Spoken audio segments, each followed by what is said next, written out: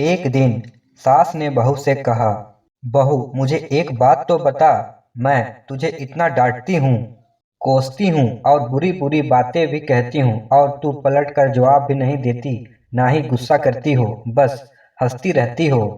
बहू को तो जैसे सुनाने को कहानी मिल गई। कहने लगी, माँ जी आपको एक बात बताती हूँ। मैं जब छोटी थी तो मुझे हमेशा ऐसा लगता था कि मेरी माँ मेरी सगी माँ नहीं है, क्योंकि वह मुझसे घर के सारे काम करवाती थी। कोई काम मुझसे गलत हो जाता तो मुझे डांट भी पड़ती और कभी कभी तो मार भी पड़ती। लेकिन माँ थी वह मेरी, मुझे उनसे डर लगता था। कभी कभी गुस्सा भी आ जाता, लेकिन मैंने कभी उन पर गुस्सा किया नहीं। यहाँ तक कि जब मैं कॉलेज से थकी हुई घर आती तो कुछ देर आराम करने के बाद तुरंत मुझे सारे काम करने पड़ते। फिर जब मेरी भाभियाँ आई तो जैसे मेरे काम और ज्यादा बढ़ गए। होना तो यह चाहिए था कि बहू आई तो सारी जिम्मेदारियां उस पर डाल दी जाए, लेकिन मेरी माँ ने फिर भी मुझसे ही सारा काम करवाया। कभी कभी तो भाभीियों के काम भी मुझसे ही करवाए और कहती, कर दिया करो, कुछ नहीं होगा, तुम्हें ही आसानी होगी जब तुम अपने ससुराल जाओगी।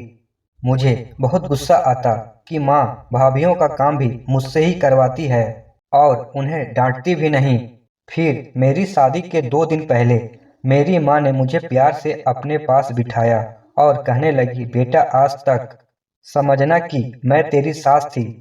मैंने तुझे प्रैक्टिस करवा दी है और तुझे बता दिया है कि सास ऐसी भी होती है।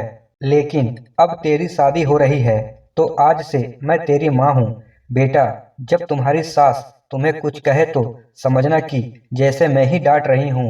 बस यही बात थी माँ जी की मुझे आपकी बातें बुरी नहीं लगती, क्योंकि मेरी माँ ने मुझे प्रैक्टिस करवा कर भेजा है और आप तो मुझे उतना डांटते भी नहीं जितना मेरी माँ डांटा करती थी।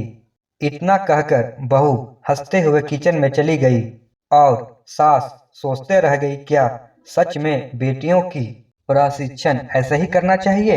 इस तरह के मोटिवेशनल कहानी के लिए हमारे चैनल को सब्सक्राइब करें, लाइक करें, शेयर करें और कमेंट जरूर करें।